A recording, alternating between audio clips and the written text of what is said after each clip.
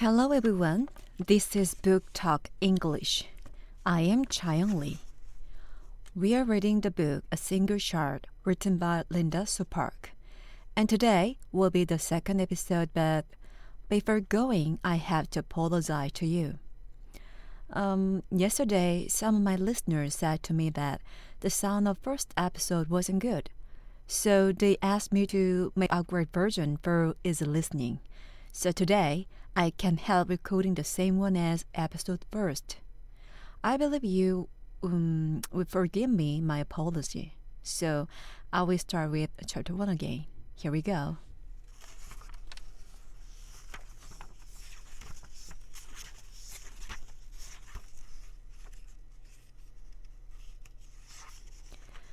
A small village on the west coast of Korea, mid to late 12th century. Chapter 1.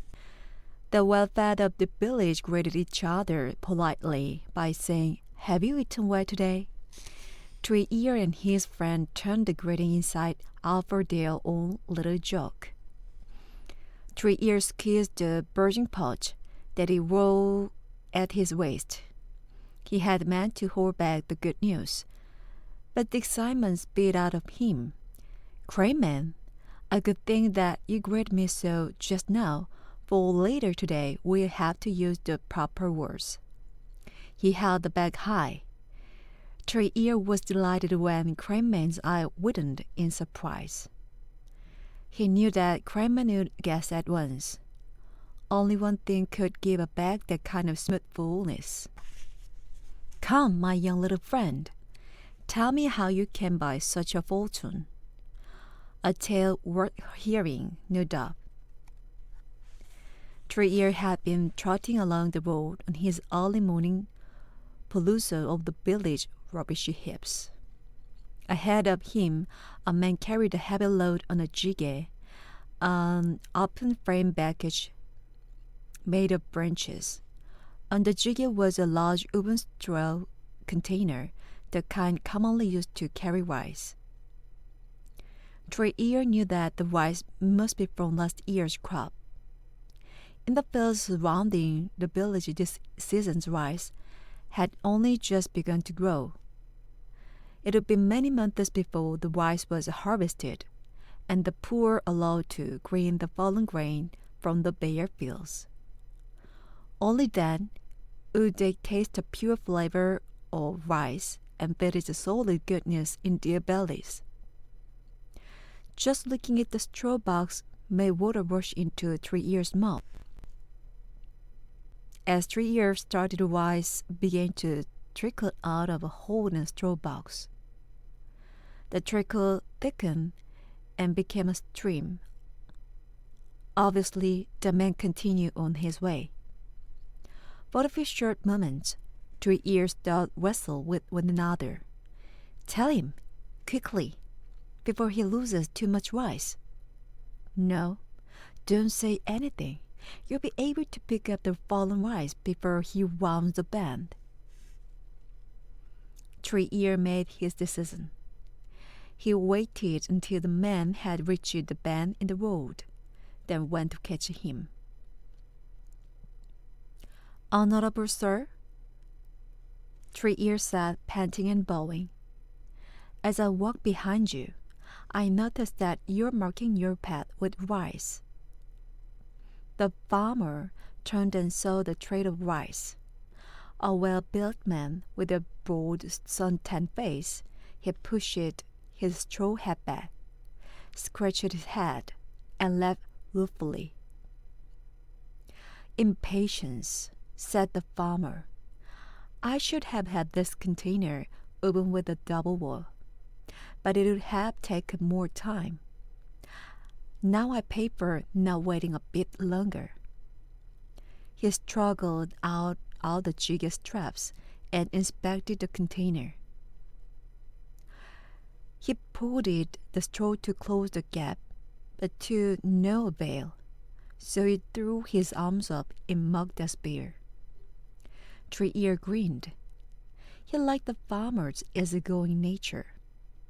"Fetch me a few leaves, boy." said the farmer. ch.1 complied, and the man stuffed them into the container as a temporary patch. Many thanks, kind sir. ch.1 bowed, very pleased with himself. He had made the lucky guess, and his waist pouch would soon be full with rice. ch.1 had learned from Craneman's example, foraging in the woods and rubbish heaps, gathering fallen grain heads. These were honorable ways to garner a meal, requiring time and work. For stealing and begging, Craneman said, made the man no better than a dog. Work gives a man dignity, stealing takes away, he often said.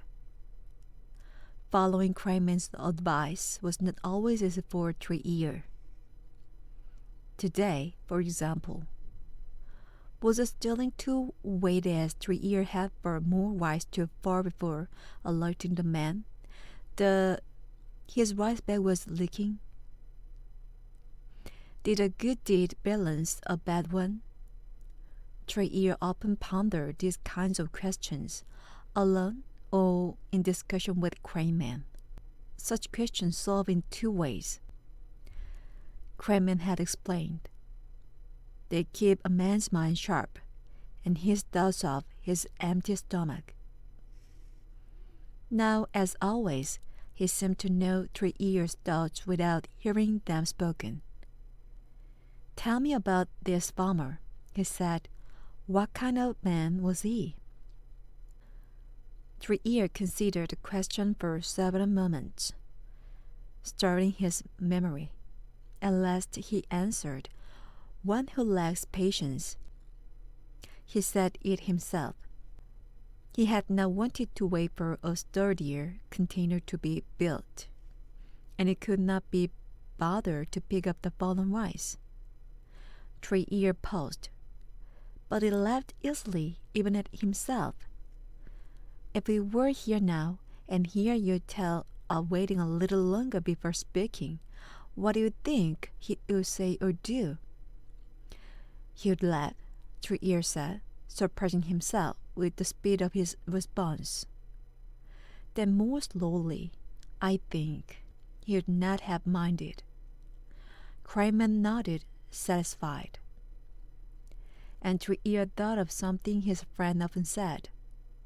Scholars read the great words of the Word, but you and I must learn to read the Word itself.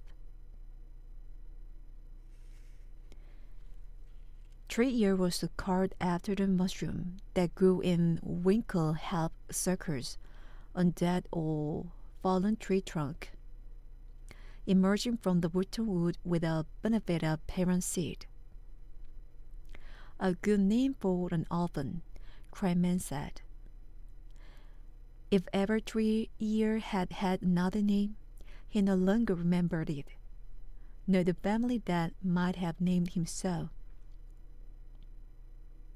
ch.1 shared the space under the bridge with Craneman, or rather, Craneman shared it with him.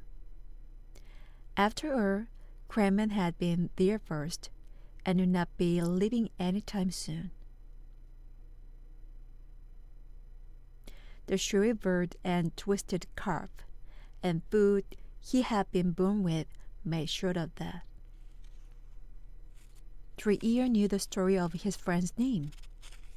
When they saw my leg at first, it was thought I would not survive it. Craneman said, then as I went through life on one leg, it was said that it was like a crane. But besides standing on one leg, cranes are also a symbol of a long life. True enough, Craneman added.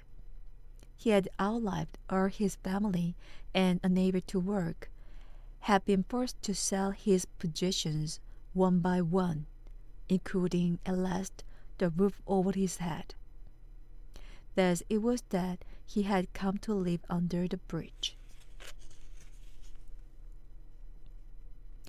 Once a year or so earlier, 3 years had asked him how long he had lived there. Cranman shook his head. He no longer remembered, but then he brightened and hobbled over to one side of the bridge. I do not remember how long I have been here, he said, but I know how long you have. And he pointed upward to the under side of the bridge. I wonder that I have not shown you this before. Well, it's very difficult to revive the same thing the same way. Unnatural. It's pure nature. And one more thing. I've heard that my speaking speeds so fast, so was asked to speak more slowly to understand easily. How about today? Was my speed proper to hear? Well, I can hear you, so I think I did a good job. And I want more pages for fan service. I hope you had enjoyable time, and I had to stop today. Thank you for listening. See you next time in Book Talk English. I'm ch.1. Have a nice day.